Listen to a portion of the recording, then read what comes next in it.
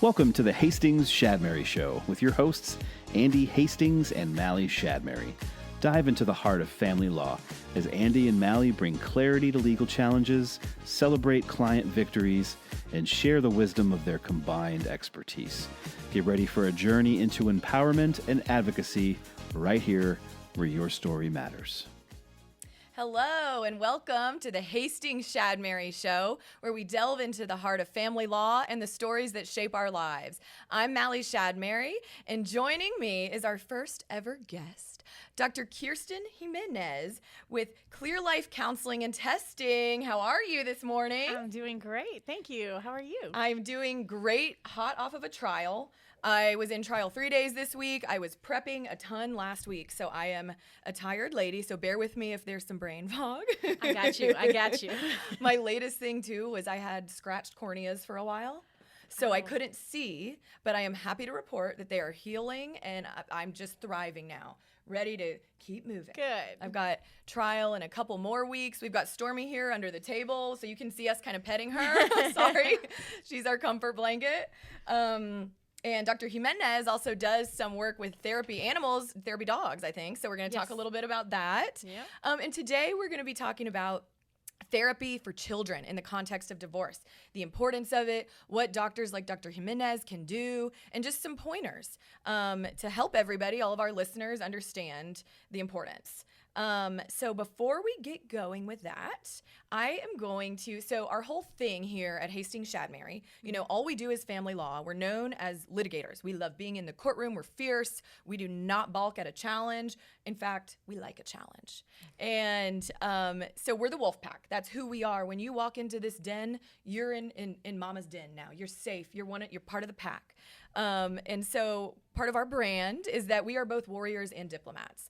We believe that a great trial attorney, what we say is a great trial attorney is an even better settlement attorney. We know where to draw the line. We want to settle most of our cases. You're going to see us in court more often because we're going to take the harder cases that need to be litigated.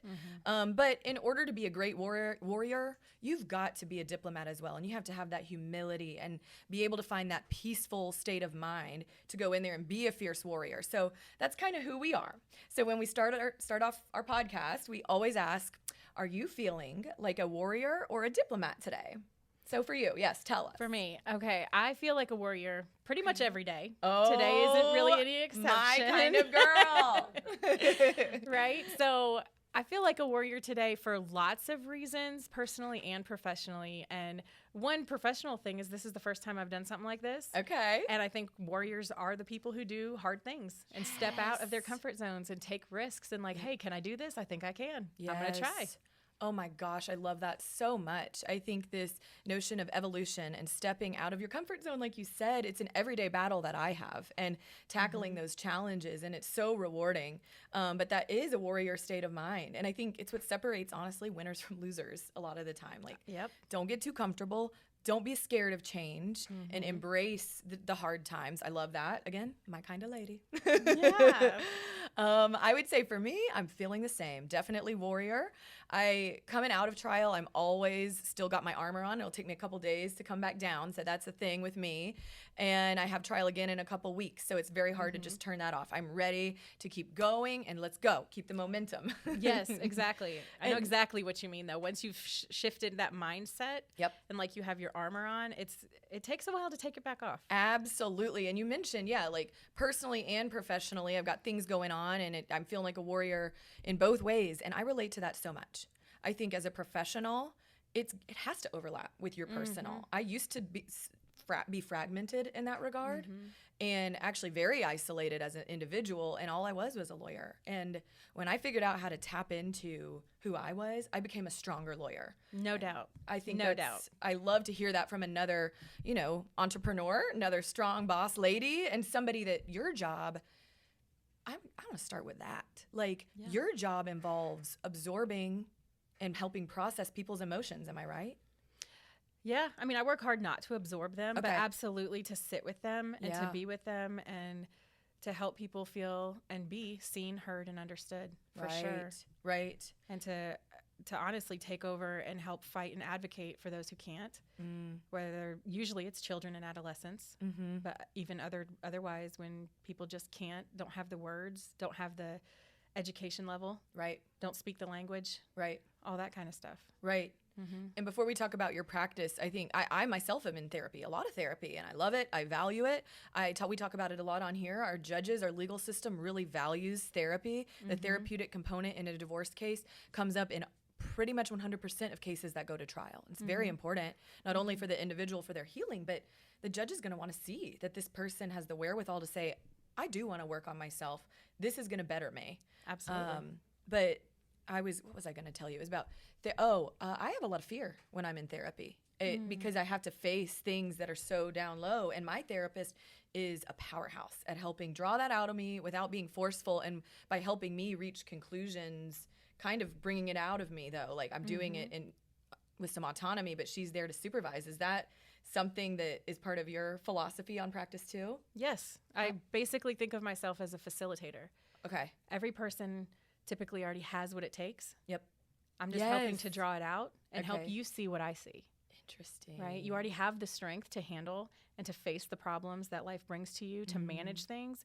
You may just not know how to go about doing it, or a little tweak in coping skills to help you really pull through, move through something in a way that maybe you didn't think about. Because we all get bogged down by our own beliefs or disbeliefs in ourselves or others or the situation, or all that kind of stuff, and sometimes they're kind of limiting. Right. And so my job is to help facilitate and kind of guide you along your own journey. Okay. And you're the one in control. Yep. I'm just here to help. To facilitate, to bring things up, to help. Hey, have you thought about it this way before? Right. Have you ever wondered about that? I'm wondering about this for you. Right. Right? That's fantastic. And I know that when I'm going through therapy and I have these light bulb moments with my therapist, I'm like, huh? Oh my God, that was in there?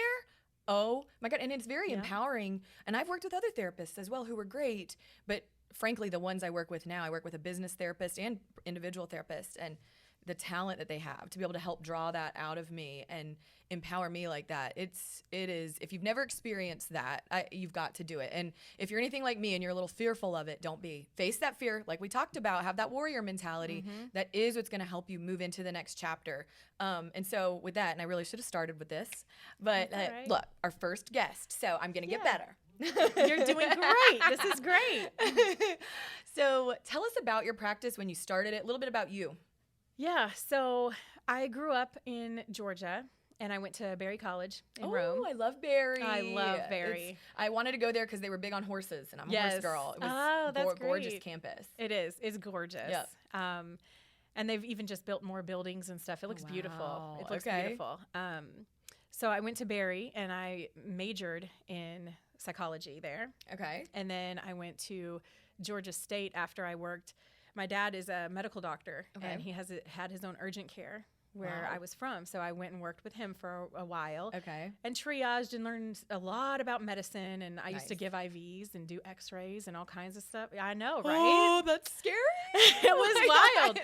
But that's part of being a warrior is like, I'm scared of this. What if I hurt somebody? Right. Well, what if you don't? What if you help somebody? That's right. Oh, I would have the same feelings walking up the courtroom steps, my first trials, like, why did I pick this as my job? There's children on the line. Oh my God. Yes. But yeah. It's a lot at stake. Yep. Right? And somebody's got to do it. So you learned early in your career, like how to face that fear and have confidence going through new situations. For sure. Especially in urgent care, because those are people, sometimes it's just cold and strep and it's not like that interesting, but sometimes people had come in with lacerated arteries. Oh, and I'd be the first person to grab them and try to tie it down. And like, what are we going to do? Wow. And I didn't even know what it was, but I got to stop this bleeding and get a doctor right now. That's awesome. Right? So that kind of thing has helped me personally tremendously to be able to say, hey, if I could do that, why can't I do this? Yep. Right? That makes sense. A concept called self-efficacy. If I have the skills and wherewithal to be able to handle this situation, what skills here are transferable? Love that. To some other situation, right? I so relate to that. Yes. Okay. Yeah. So after I worked with him for a while, one of my friends had this great idea of going to school for a master's degree in counseling because we both wanted to do that. Okay. So I applied, and I had a lot of self-doubt. Honestly, I was like, who's going to take me? I heard it's so hard to get into a master's program. Well, turns out I'm a little bit smart. And they really wanted me. Doctor.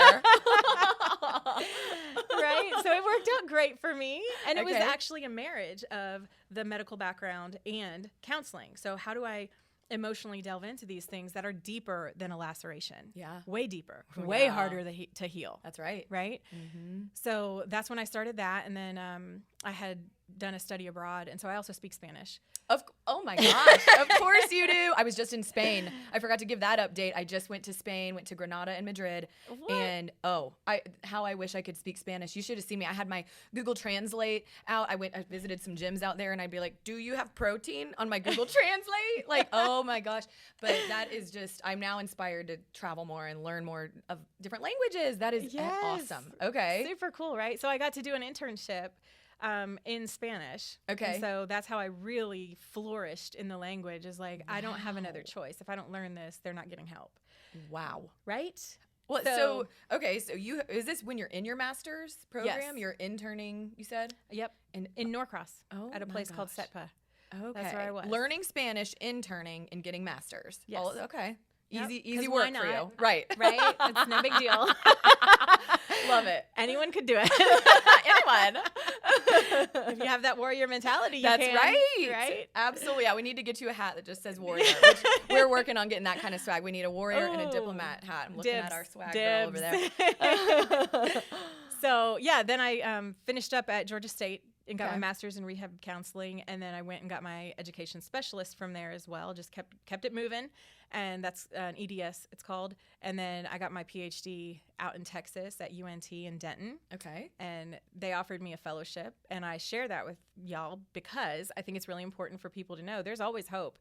Like, even if you're kind of messing around in your life when you're younger and everything, like, keep trying, keep plugging along, and people are going to find the value, especially when you find the value in yourself. 100%. Like, what am I here for? Right. Because I knew I was a warrior. Yeah. But what battles am I fighting? Petty stuff? Or am I going to fight stuff that means something to me? Right. Right. For me, it's this notion of consistency, compound interest. If I can chisel away and keep my eye on my goals and believe in myself, no matter how, y'all should hear some of my goals. Okay. And there's people in this office that have heard them. Kendall Walker looking at you, who know what's in store. And Jeff knows too, with J. Vincent Creative. That's who produces this. And, you know, I know that things can sound a little crazy, but I say them anyway. And the people around me believe in it too. They don't think it's crazy. And as long as it's there and you are chiseling away consistently with full faith in yourself, don't doubt yourself. Like, that's what it's about. I relate everything to the gym. I'm sure it's annoying to some people, but like, if you do put in that work, it is going to compound over time. It is. The results will be there. So that sounds like that's where you get a lot of your self-efficacy, right? I was like, thinking if I that, have this strength here, then I have this strength there. That's so correct. It's the gym, and then from a childhood, it was when I was 5 and started riding horses and competing at age 5. And you put a little girl on a 1,000-pound animal, she's going to have to learn how to have confidence, and I can do this. And so then, yes, those skills absolutely translated into everything in my life. And I interned at age 20 at a big law firm in Midtown, and it changed my life. But it was every day a challenge and new things and big time lawyers that I was petrified and getting in trouble for wearing skirts that were too short to work. But that's when I learned how to translate those skills. And yes, fear about no one was going to want to hire me out of law school. Law school wouldn't want me. I definitely had a lot of doubts. And over the years, as I kept powering through and kept my eye on the prize, it's just part of me. And I'm actually, it's like I'm used to that feeling of not fear, but, you know, just the vast landscape ahead of me that I don't know all the answers, and I'm playing with big players and not letting that intimidate me because I know I have skills. Like you said, I've figured it out in the past. I'm going to apply that here, and I'm going to probably learn how to do it better each time I do it. I think so many people don't understand that if you want to keep succeeding and the sky really is the limit for you, that's never going to stop. You're never going to hit this place where you can hit cruising altitude at times, but life's going to throw you curveballs. All the Business time. is going to, and you've got to find the strength to just eat it and keep moving with it. It's not easy. No. And sometimes, it does come with some of that self-doubt and like, can I really do this? Right. It's okay, I think, sometimes to say, not today. I'm going to lay down. I'm going to take a nap. That's and I'm going key to try too. it tomorrow. Rest is a key contributor to success, which that's been a hard lesson to learn for me. I can imagine. Yeah. So after you got your PhD, what happens next? So I opened my practice the same month that I graduated and started slow. Had my first 2 clients, and they were actually going to pay me real money. And I was like, wait, now what now? What's that? I was like, you guys aren't going to push back on my price? Okay. That's awesome. So that was really great. It was crazy and wild, and getting used to even that new identity piece of being called doctor. Yeah. But that's what happened. Is it started to take over, and it was like, yeah, I will walk into this role because I earned this. Yes. This did not come overnight. Right. This was years in the making of plugging away, being consistent, doing my work. I mean, there was a time in my program I was like, I'm not going to make it. Right. And I had a baby during the program. Oh, my I was tired. Yeah. Right. And anyway, just kept plugging away and trying to make measurable goals of, I don't need to graduate tomorrow. What do I need to do? What paper do I need to write? What article do I need to read today? Yep. What can I skim? What do I have to memorize? Right. And all that kind of stuff. So anyway, that's what I've applied also to opening a practice and running that. And how do you do the next thing? And do the next right thing and stay in the ethical codes. And growing the practice has been such a wonderful thing and a blessing. And seeing how, like, that is the biggest honor, I think. One of the biggest honors of my life is to be part of someone's journey. Same, yes. Right? Just like, I know I'm a small player in so many ways. Yep. But to help them, I don't even care. Some of my clients, especially when they're children, they don't know even my name. Right. Right?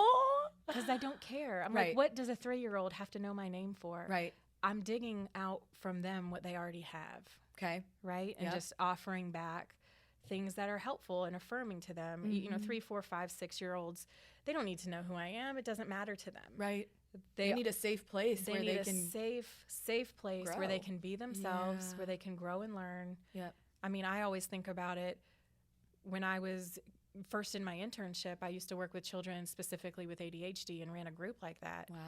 And they'd always call me teacher. Hey, teacher. Oh, and that's so cute. It was very cute, but it was wrong. Yeah. I was like, I'm not your teacher, because what does your teacher do all day? Sit down, be quiet, don't move. I'm not that. Right. Right? You're there almost to collaborate and to just... Absolutely. Yeah. I call it coming alongside. Okay. Right? Yep. Like, I'm coming alongside you. I want to see the world how you see it. And then sometimes we have issues, meaning there are maybe mistaken beliefs about, this is my fault. My parents are getting divorced because of me, because I wet the bed. Yes. I mean, it can be as simple as that. Wow. I was supposed to be a good girl, but I wet the bed, and now they told me they're getting a divorce, so that's my fault.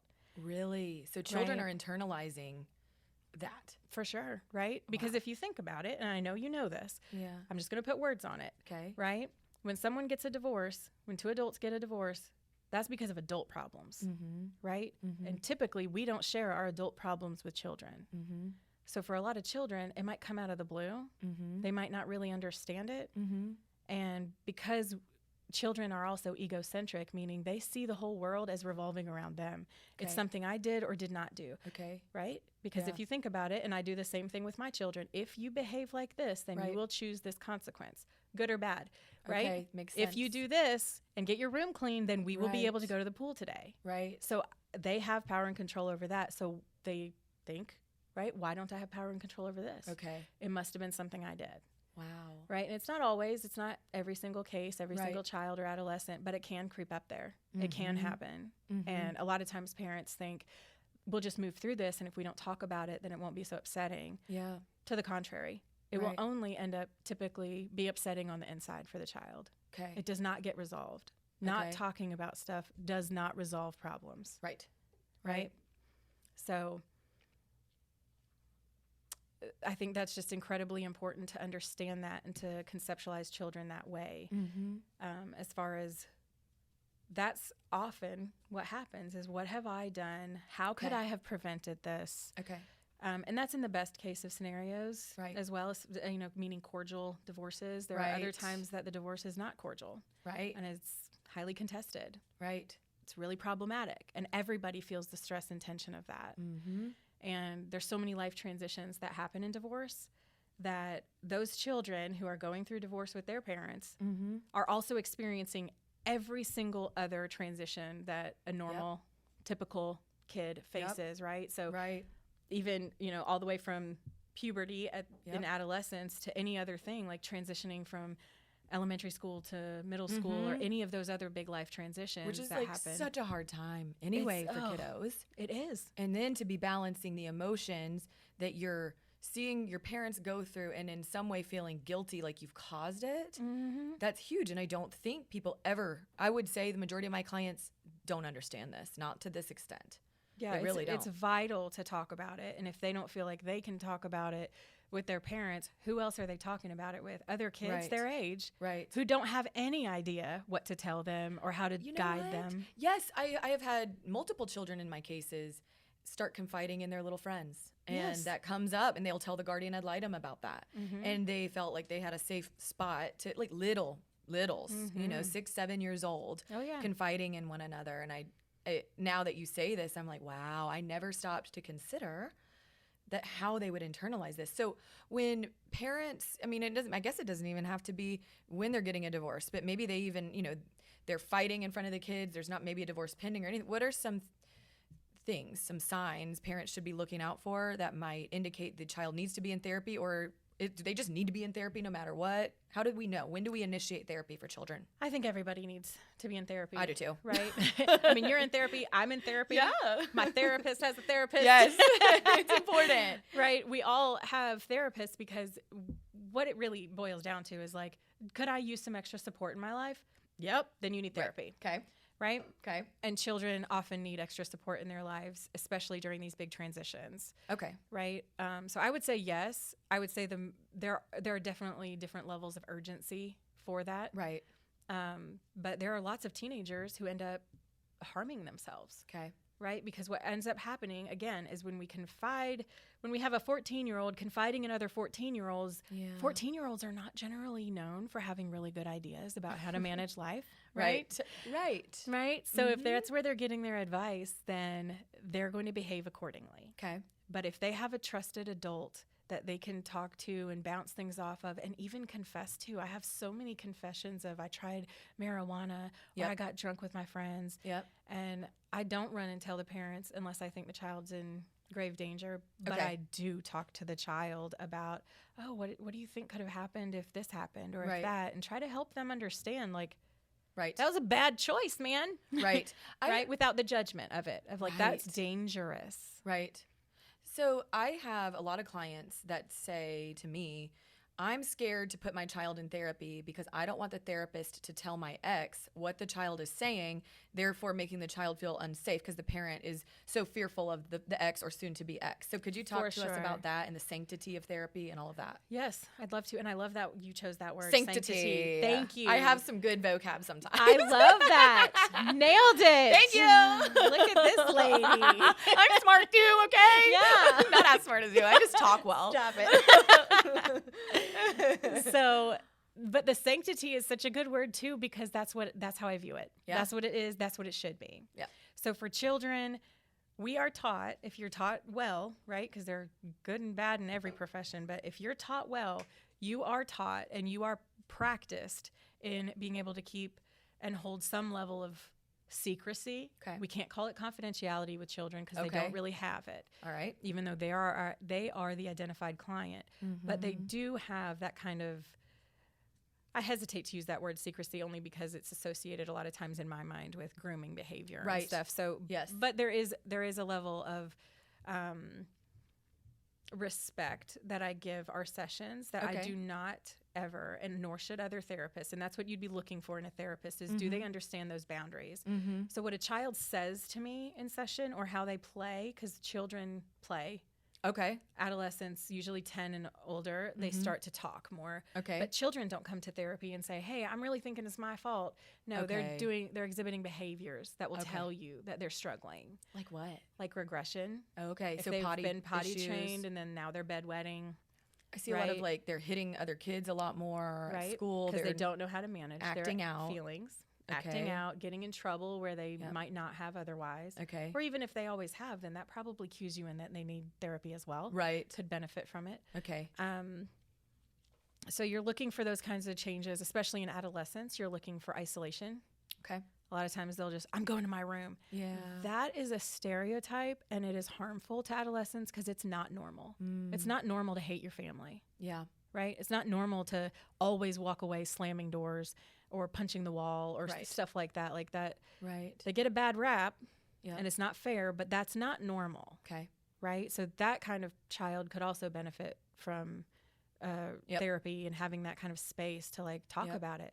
I love a good angry person. Right. I love when they come in angry because they got feelings behind that. There's a lot there. Don't talk to me. That's fine. Right. Right. Be mad. Right. Let's be mad together. My therapist tells me that all the time because I do have a temper, and I was always taught as a kid, you shouldn't, that you're a bad girl for having that. And it was me being hurt and not having an outlet to understand my emotions or get them out or feel safe getting them out. I was always in trouble if I had these emotions. And my therapist to this day will say, I'll be like, I'm not angry, but like, whatever, hurt me. And she's like, you can be angry. Did you know that? And I'm like, yes. Okay. And it feels so good to like be able to step into that. Anyway, sorry, I probably messed up your role there.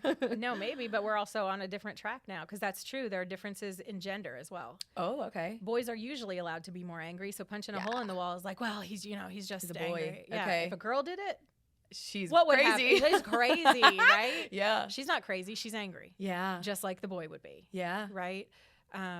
But those are things you're looking for is that, and also, are they wearing long sleeves in the summertime? Okay. Like they're probably cutting themselves. You got to watch out for that. Why would kids cut themselves? What do they get out of that? Relief. Okay. Right. How? Because it's a physical release. Okay. Okay. So that's basically why anyone would self-harm is because they're hoping for, or they actually are receiving some kind of relief from it. Okay. Because otherwise, think about it. It hurts. Ouch. Gross. And there's Yeah. blood. Boo. Nobody wants that unless they get something from it. And it would have to be something positive. Okay. Which is relief. Okay. Right? So it's obviously a maladaptive behavior. We're not trying, that's not the look we're going for. Right? It's not what we want to teach our children. And that's how teenagers also get involved in drugs and sex and all that kind of stuff. Yeah. Seeking relief. It's Absolutely. giving them some sort of is it like a An release outlet. feeling? Okay. Right? An Like outlet. you have learned to channel some of your anger. I'm guessing. I don't know this to be true, but I'm pretty sure you're about to confirm it for me. You've learned to channel some of your anger and get it out when you're in the gym. Oh, yes. Yes, 100% yes. Right? And that's that's an adaptive way to handle problems. Yeah. A lot of times with children and adolescents, especially when people are in this dynamic of secrecy and like, don't tell daddy this and don't tell mommy this. And nobody can talk about anything without everybody knowing. Yes. What are they supposed to do? I can't draw. I can't do art. I can't do anything healthy without people looking at my pictures or telling me what they're going to do Using with it. as evidence in the divorce. Yes. Yeah. How terrifying. Right. Right? And I can't play my music because it's too loud for this person or too loud for that person or they don't like the lyrics. That's not the kind of therapist I am. If a child wants to cuss, they can cuss. Yep. This is their space and time. Yep. I'm going to cuss with them. Love that. Okay? Love We're here that. together, right? Because, again, my role here is to help them feel seen, heard, and understood. And if I can't get on their level, then what am I doing? Right? And if you've ever been mad, you probably cuss too, as do I. Right. So and again, we're not going to pretend these people are not struggling. So children or adolescents, if they're struggling, they're going to be mad, and they're going to cuss sometimes. Like that. Right. Sometimes people in the South are very, and I am someone from the South, Right. Me but too. it can be really hard to hear a child say that stuff. Right. That's what I'm here for. Yep. I'm not saying that they should say it to their parents or go to church and do that and all that, but in therapy they can, Right. and they should be able to, Right. because they are not fully grown and developed into who they are, Okay. but they are becoming. Yeah. Right. And so we want to clean that out like a infection. You wouldn't go to the doctor and be like, no, leave all that stuff in there. Right. It's inappropriate. Right. Don't debris my stuff here. I want to keep on all this dirt in here. Right. We wouldn't do that. Right. And that's what we do in therapy is like, let's get it all out. Let's clean this wound. Okay. Let's give you at least some kind of chance to heal this up. Yeah. Right. So what are, if any, the occasions on which you would communicate issues the kids are having to the parents? I talk in themes. That's a Okay. great follow-up question to get me back on track. Thank you. No, Right? Because that is vital that parents have communication. So Okay. again, if you're well-trained, and this is the basic schedule I follow, is between 4 and 8 weeks. Okay. Every 4 and 8 weeks, we should have a parent consultation wherein I talk about themes and patterns and give some feedback to Okay. the parents about what might be going on in sessions. Do I see improvement? Okay. Do I see them opening up more? Mm-hmm. I will share things like that. And do the sessions with the parents have to be together, or if we're in a hotly no, contested no. divorce, or do you prefer them to be separate? Does it vary? If everyone's getting along, if there's a divorce, I really prefer them separate anyway, because Right. they're 2 separate households. Yep. Right? If there's a divorce impending and stuff like that, it's just separate's better Mhm. generally. And if they're still married, I usually do them together if possible. Okay. But again, everything depends on everything. Everything's individualized, Yeah. because even married people might not get along. So Right. it's always individualized to what is best for the child. Okay.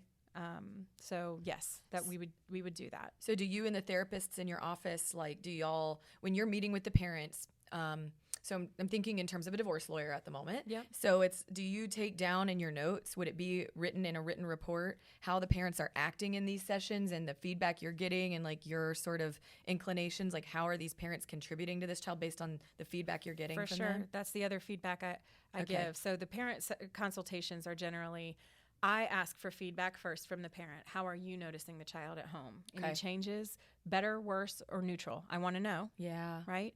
What's going on with them at home? What are you Yep. seeing? What's happening at school? And then I give them feedback of what I'm seeing. Okay. And then we work on, and what are we going to do about it? Okay. Right? So yes, there is a time where I give feedback of, how about we tweak this? This might go a little bit better. Yeah. Whatever that looks like, it's all Right. individualized, right? If they need a little more structure or discipline, Yep. if they need a little less Yep. micromanaging, helicopter type Yep. stuff going on, it's really so individualized to what Right. the needs of the child and family are. So I have a lot of parents, in my cases, it's typically not my clients because they might do it at first, but we try to work through that.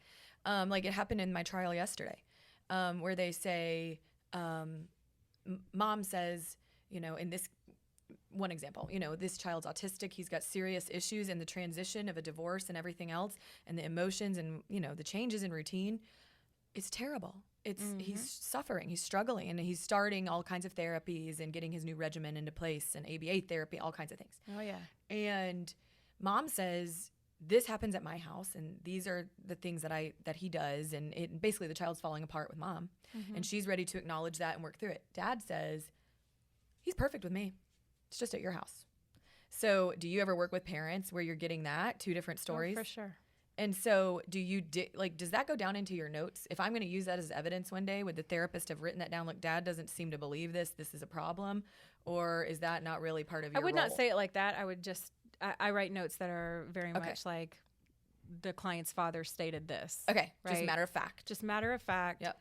When I testify in court, that's when I get to give my opinion about it. My notes will not contain my opinion. Tell me about that, testifying in court and your expertise there, because one of the biggest issues that comes up in hotly contested divorce cases is that there is a therapist involved for the children, and we need them to testify.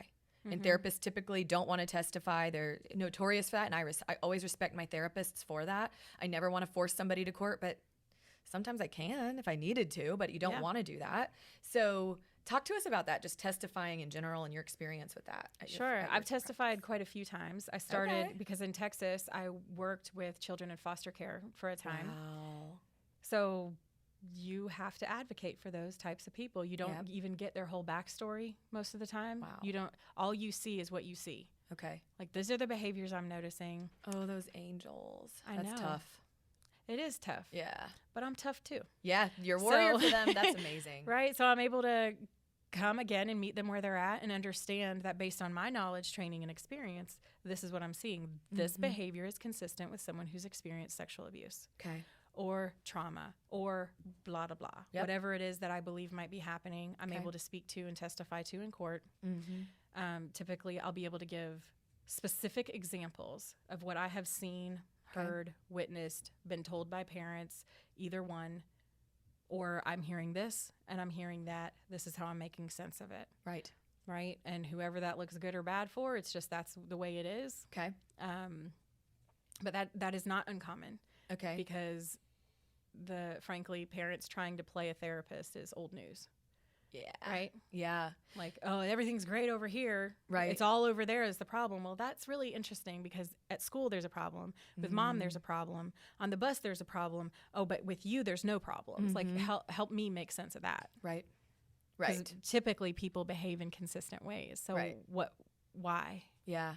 Right? So do you work with the parents to try, when they say there's no problems at my house, do you try to delve into that a little more with them and work with them? Absolutely. Okay. And sometimes they are sold that that's the story they're going to tell me. Okay. And then that's what's documented is that's what they told me. Okay. That doesn't mean that that's what I believe. Right. But that's what they told me. Right. And do you work with guardian ad litems? I do. And can you talk to us about what that looks like just the logistics of it? How do you work with a guardian? How does that work when a divorce is pending? Sure, I try. Okay. Some guardians, and I don't wish to speak ill of them, but they don't seem to, they're not trauma informed. Well, I totally agree with that. It's a problem. It's a huge problem to the point where I'm starting to, on my back end, think about how can I get involved in training with guardian ad litems. We need it. They need it 100%. Some really damaging things have happened in some of my cases because guardians absolutely are not trained. I'm not a guardian. That's one of the reasons. I know. There are episodes I want to do on this show that I actually cannot do until I study more. I don't want to go down a path of certain levels of expertise that I just don't have. Right. And anyway, that's a rampant problem that I see as increasing in family law, especially when we're dealing with alienation cases, parental alienation. So anyway, so you're maybe going to get involved in some trainings, and maybe I can help you with that. That'd be fun. Yeah, it'd be something. Okay. So, all right. Sorry, but I interrupted you. No, you're fine. I think that's been my biggest challenge working with guardian ad litems. Interesting. Logistically, I try to reach out to them. Okay. I try to keep them a little bit involved and abreast of what patterns and themes I'm seeing. Sometimes I am very specific with them, but I find it sometimes to be very challenging because if they don't understand basic principles of trauma and what that looks like, it is very difficult to convince somebody this behavior means that. Right. And that is something that I'm struggling with right now. And I've had that before on a case. That particular guardian came around and I was like, don't believe me. Here's an article. I didn't write it. Look at this. I didn't write that. These are things that are coming. I mean, I find it very frustrating sometimes when guardians treat me like I'm the enemy. I've seen it too. It's wild to me. It blows my mind because I'm like, the only two people involved in this entire case that are supposed to be for the child are you and me. Right. Why are you against me? I sometimes I think it's a matter of politics with lawyers, and they want to play sides because it's just mean girl or boy behavior. Like I see a lot of that. I see a lot of detrimental parents also charming the guardians before I can talk to them. And they fall for it. Every time. And I will be honest, I've done that too. I have done that with guardians and been able to say, see the good side of our case, and they do. And I also think that they have their own life experiences and unhealed trauma and probably have never been in therapy, for example, and it's almost like you can see that coming out through how they're viewing the case. It's very scary. For sure. And I think it takes a really balanced, educated individual to do that job. And I don't think that guardians that also litigate a lot should be doing any guardian work. There's too much work needed to do it right. And so I'm with you. It's quite disappointing, to be honest, that the only other person who's supposed to purely be there to advocate for the child gets lost in the system and the dynamics of the parents. Right. And I'm like, you're not supposed to be worried about how much visitation the father gets. Right. For the father's sake. Right. You are supposed to be concerned about what it is doing to the child. And I am telling you what it's doing to the child as I meet with this person weekly. Right. Right. What is the problem? And that just seems to go back to the same thing every time. Is like, you were charmed by the other parent. Yeah. Before you ever spoke to me, Yeah. which is bonkers because I'm the only other neutral party here. Right.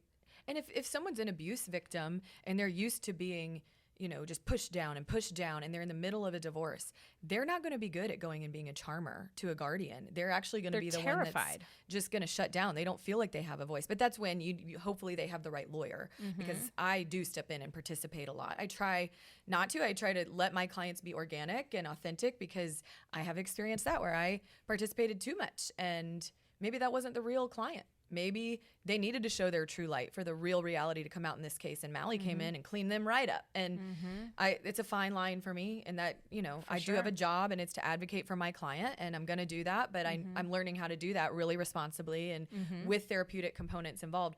Can you tell us, why do you think it is that most therapists are like, if you're going to court, I will not work with you? I have clients that say that. If you're going to court and you want your kid to come see me, I won't do it. Right. Why is that? Because it's scary. It is scary, but they're just not warriors. Okay. Right. Okay. That's why. All right. It's scary. It can be scary to be sitting on the stand, and then people come and attack you. Yeah. That's the whole job, is one lawyer is going to work really well with you and make you look so good. That's right. And the other attorney is going to be like, you are stupid. So prove to us that you're not stupid. I tell witnesses all the time, clients and witnesses, I'm like, look, lawyers are more scared than you are of the cross-examination. You know your life, your expertise way better than we do. A great lawyer on cross, I love cross-examinations, but it took me a good almost 8 years probably to not be nervous about cross and actually get my sea legs under me to do it. Doing it so many times. So I always tell my people, I'm like, look, don't be intimidated by that cross. You just go in there and be truthful and know that lawyer is sweating, and they should be if we're telling the truth, Yep. So, okay, so you're definitely not, your practice is not the type that's necessarily going to back down when there's a need to testify. I'm not going to back down. Love it. No, if I believe that my client has suffered and it will be in their benefit for me to testify and be their voice when they can't, I'm there. Okay. And what about, is it HIPAA that keeps, if I'm the lawyer in the case and I want to talk to you, because I talk to therapists a lot. I feel like even when there's a guardian involved, I do not trust the guardian to do all that. I want to go hear for myself what that therapist is saying. So what are the hurdles for lawyers and for parents to understand, for me to be able to talk to you about the child, what needs to happen? The parent needs to sign a form. And we only need one parent to sign it. That depends on what the court has said so far about what legally is allowed. Okay. So there needs, preferably there be a court order that allows for them. Yeah, so it gets really hairy. Or legal custody, is that what you're referencing? Generally, if you're mom's attorney, let's say, then I'm going to have mom sign it for you. If dad has his attorney, he signs it for them. Yeah. I don't generally have both parents sign for that. But it also depends on sometimes how difficult people are with me. Yes. But generally, that's the way that we do it in my practice, is if one parent will sign just the release to speak to their own attorney, that's fine. And generally, then, same thing, if we needed you to come to court, if my client signed the release, I could subpoena you for court, and we're fine with that. Yep, and that's the key, is I don't volunteer to go to court, because I don't really love it either unless it's really in the best interest of my client. Yep. Right? So subpoena is key. Okay. I won't go without a subpoena. Yeah. Because I also, on the back end, I need my own attorney to make sure I'm guided. Right. Because, frankly, you don't care about my license and protecting it, right? Right. You don't care what I do or don't say as long as it helps your client, which is fair. That's your job. Yep. Your job is not to protect me. Okay. So I need to get my own attorney on the back end. And that's also something that, attorneys, y'all have a bad rap. People don't want to talk to y'all. I know. And I'm like, why? Right? We're fun. Look how fun I am. There's good and bad ones. There really are. Truly. And that, I think, is part of what happens when counselors back down or do not want to testify, is because it's scary. And then it makes people like, oh, I have to legally. And what does that mean? And I'm going to get in trouble. And if you're doing your job and what you're supposed to, I can't guarantee outcome, right? Right. Judges are judges, and they'll do what judges do. That's right. Yep. But I can guarantee my behavior. Mm-hmm. And what I do is I study my cases before I go to testify. I bet you do. Yep. I do. And I will make sure that I am sitting there calm, cool, and collected on the stand, just like you and I are talking. Mm-hmm. Because if I get riled up or discombobulated off my game, then I am easier to confuse. That's and right. I've had that. They give me a stack of papers they put in evidence that were all my notes, and then they started randomly referencing them. Yeah. And what I have learned is key for me and for any counselor, I think, on the stand. Okay. Is slow it down to your pace. Yes. Don't get caught up in their pace. That's lovely. Yes. It's so easy. Once you understand that it's almost a game of like, you're going to be kind to me. The other attorney is going to rush me to answer and be mean. And nah. One of them even told me after they all admitted or whatever it's called, like admitted me into court or whatever. Tenured you as an expert. Tenured me as an expert. Yeah. Then their first question on cross was, well, can I call you Dr. J? Sure. Are you even a doctor? Huh? And I was like, ooh, God, if that's your question so to gross. me, you got nothing. Right. You got nothing. Way to lose your credibility in front of the judge, dude. Like, that's crazy. That judge actually ended up raising his voice to them and told them to stop because they were bullies. But I just right. And that's scary to counselors too. Yeah. Because a lot of counselors are maybe warriors in different areas, but they're not trained or have experience advocating. What does it look like? Okay. Put your foot out there, put your neck out there for somebody else. What does that look like? Right. Right. And it's scary. Yeah. And also it's worth it. Right. Right. So that's what I would say about that. But knowing that the defense is coming to ruin you helps me to understand like this, they're just doing their job. Right. And sometimes their job is so hard because I feel bad for them. I'm like, I know your client. Right. You must know your client. Right. Well, a lot of times they don't because they're not prepared. That's a whole nother topic. There's that. But right? yeah. But if they know them a little bit, sometimes it's like, you don't have anything here. Right. Well, that's actually You're going very nowhere. true. Yeah. And that is when I tend to see the just ugliness on the cross, and they're just putting on a show for their client to see. Look, I'm putting on this show for you. Right. And really, like, earn your money, your money, but a great cross is really not sassy. It's there's a good cadence to it, and they take a long time to prepare for. I've reviewed if I'm crossing you, I have reviewed your notes backwards and forwards and tried to find some nuances and intricacies, and guess what? Sometimes there's nothing there. And maybe I have only a couple questions on cross, but I know it's not going to be useful, and I'm just going to be pleasant and let you move on with your day. I have had some therapists who had some big names before who I have ripped apart, not being ugly or dramatic or anything like that, but just on paper. And it was appalling to me to see the lack of preparation on their part. And I'm like, so you agree with me that blank? And they're like, well, yeah. And I'm like, well, that's not what you wrote here, is it? And they didn't read their own notes before they went to court. So, I mean, it's always a fun time. Absolutely. Right. So I want to ask you just a couple more questions about children and divorce in particular with therapy. So in what ways can therapy support children in understanding and processing their emotions related to the divorce? Yeah, so therapy will offer your child a space with dedicated time where they are not rushed. Okay. It is not a time in there to be like, put your shoes on. Right. We have to go to school. We have to go to soccer. We have to do this. Okay. It is slow as they want it to be. It is as wild as they want it to be.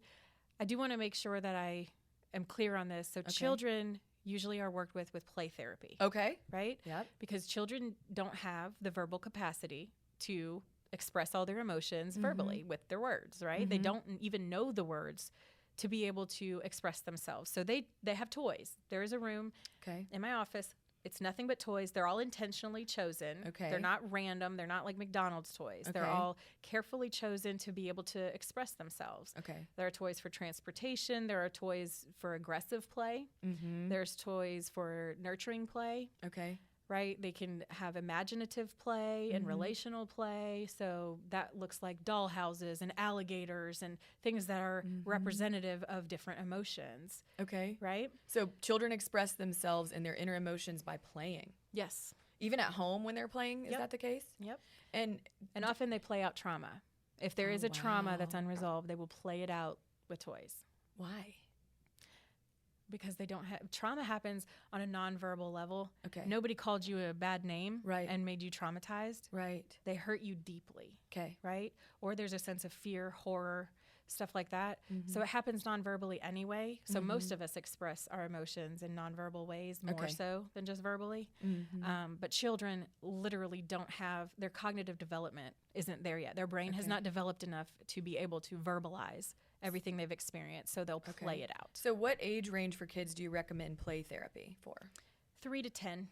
And 8, 10. Have you heard from any judges that they don't like play therapy? They don't think it's good for kids? I've heard it, but I have only ever heard that when they said during COVID when it was telehealth.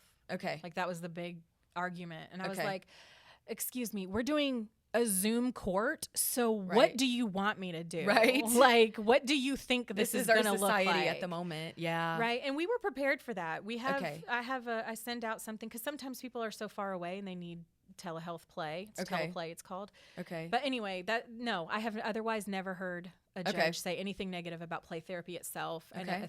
a good therapist who's well trained and has good experience should be able to defend that. Okay.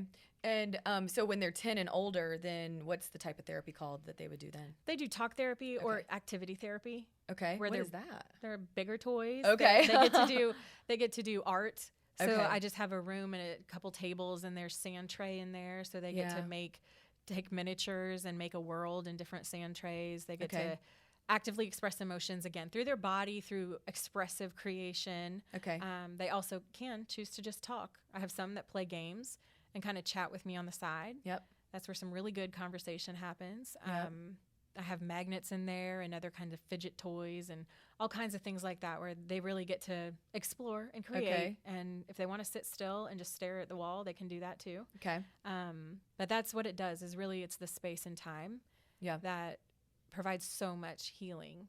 Okay. There's no hustle and bustle right outside my love door. that. It's just quiet for you and me. Yep. And we call it our special time. Yeah. It's Right? really like that for adults too. It is. Okay, I have just 2 more questions here. So, how does therapy help in preventing long-term emotional and behavioral issues in children that are affected by divorce? Great question. So again, once we are learning how to cope with our emotions, we're going to learn. It's going to be adaptive or maladaptive, right? It's going to be healthy for us or it's going to be unhealthy. Okay. Therapy helps to mitigate the unhealthy coping skills. So it helps teach healthy coping skills. And it helps to give that form of expression because I model it as a therapist and Yep. put words on it for children. Yep. That's part of play therapy. It's Okay. not just that they're playing randomly. It's that I'm with them, I'm watching them, I'm what's called tracking them. Okay. So I might say, I see you moving your fingers there. You just feel seen, right? Yeah. I don't have to be on top of you. I don't have to play your game Yeah. to just be with you. Yeah. Oh, I heard the dog. I'll Yeah. say things immediately to bring us to the here and now. Interesting. Because right here and right now, there are no other problems. Nothing Yeah. else exists but me, you, and Stormy, Yeah. right? Okay. So similarly, that's the same thing as it's just me, you, Mm-hmm. and maybe my therapy animal, or yes. maybe not, right? Yes. So when it's just me, you, here and now, and you feel safe, Mm-hmm. seen, heard, and understood, Mm-hmm. imagine the things you get to express about yourself that Yep. you otherwise have to shut down and shut off. Yep. And then you might even be open to me giving you some feedback about, I wonder if we did this. Right. Would that be more helpful? Right. Right? And these are skills that they're going to carry with them throughout their lives and learn how to better communicate with partners and things like that. Right. Knowing themselves and learning how to connect. Yes. Okay. The idea, too, is that you get to feel some relief of your feelings with me Yes. versus going home privately and cutting yourself Yeah. or going to try to numb the pain with drugs or alcohol. Okay. Right? As people get older, that's the stuff that we end up doing. Yes. If we don't have Okay. these healthy Got it. coping skills. Because Okay. we're always going to have problems. Yes. That's right. Right? Yeah. We're always going to have problems. What we need to do is make sure that we are able to solve them in healthy ways or manage them Right. in healthy ways. Right. Okay. So last question, and then of course anything else you want to share.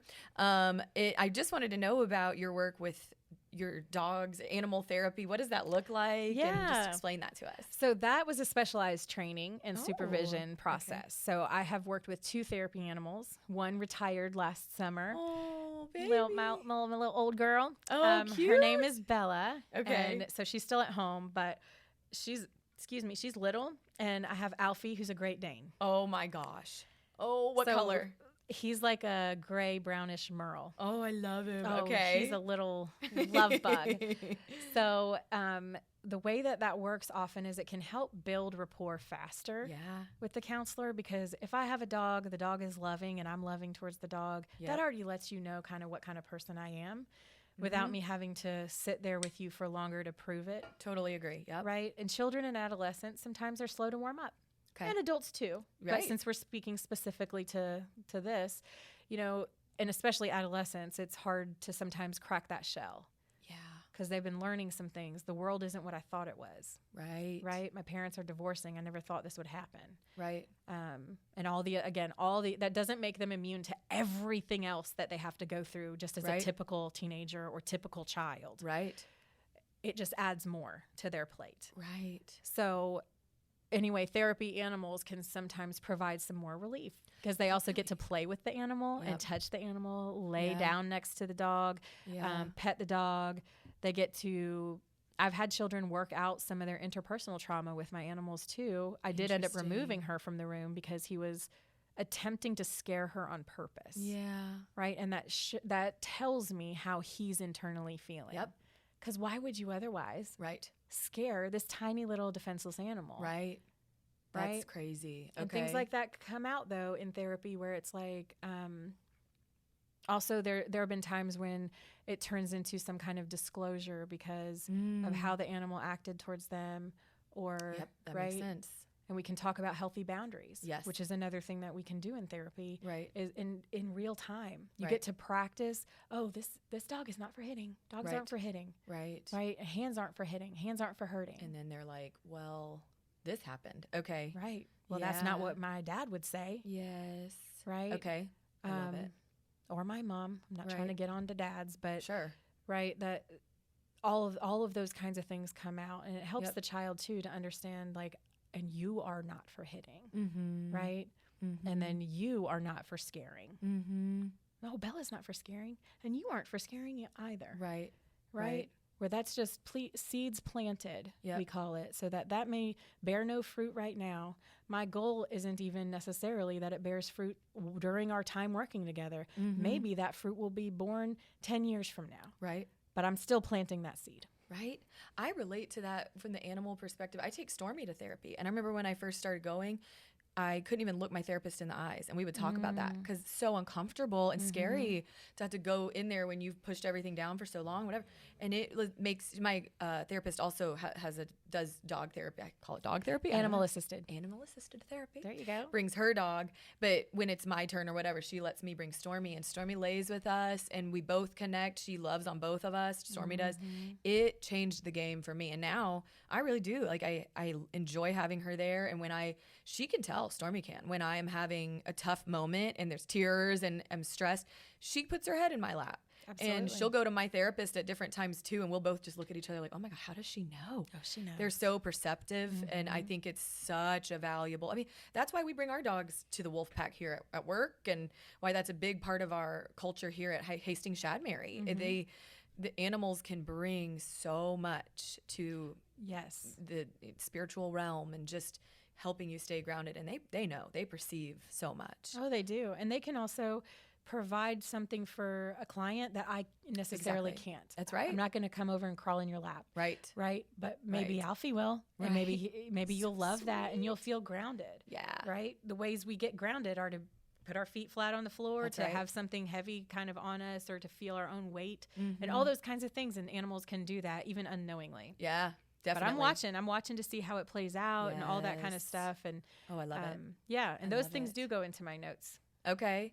And is there anything else, I know there's so much more we could cover and very nuanced things, but is there anything you'd like to leave us with about children, therapy, divorce that you think we must talk about we haven't hit on? We've hit on a lot. There's probably a ton. Yeah. I would say the main thing, or one main thing that stands out to me right now, is how important it is to understand that any life transition is challenging for people. Okay. Children aren't immune from being affected by things. Yeah. Right? And sometimes we think that, they're so little, they don't even know what's going on. Right. And you're right. Maybe they don't know exactly to verbalize and say, oh, our parents cheated on each other and that's why they're getting a divorce. Right. They're not going to know that. Right. But they do know something's wrong. Yep. And again, the danger is when they start to internalize it, or when they feel like they have no one to talk to about it. Yep. Or when they're talking to the wrong people who are filling their heads with, why don't we go do some whippets? And why don't, you're going to feel better if you just have sex with this guy. And, totally. it's like, you'll feel better for a minute. Right. Tops. And then you're going to feel worse and much, much worse. Right. And you might hurt yourself or destroy your life. And Right. that's where we don't want our, a 6-year-old to end up. Right. Right. Okay. So sometimes we see a 6-year-old and like, they're not in any danger of that right now. Yeah. Right now. Yep. You're right. They're not going to have access to that stuff. Right. But if they hold these problems and just they grow with them, that gives them 10 years Yep. to grow with that problem Yep. that just gets bigger Yeah. and unresolved, Yep. and then potentially no healthy coping skills to go along with it. So Right. It's like this domino effect. And if we get it right in the younger years, it's like we're talking about that self-efficacy that you can start building from a young age. Yes. And I love it. That's just, Right? You have shared so much beautiful stuff with us. Thank you so much. Tell our viewers, where can they find you on social media, your website, where are you located? Give us the info. Okay, so on Facebook, we're at Clear Life Counseling and Testing, and then on Instagram, it's the handle I think it's called is I'm really hip. It's at Clear Life Counseling, and otherwise we have a website www.clearlifecounseling.com. Excellent. Well, Dr. Jimenez, we are so thankful that you're now part of the Wolf Pack. I can't wait to get to work together in the future, save some lives, honestly, help our people in the Wolf Pack feel safe and protected. We're going to do beautiful work together. I know it. We'll have to have you back on. Guys, please follow us if you haven't already at Hastings Shadmehry, Facebook, Instagram. Find our website. We're out there. We're all over the place. We're on YouTube, Apple, Spotify, all the things. We'll see you next time. Thank you so much for joining us.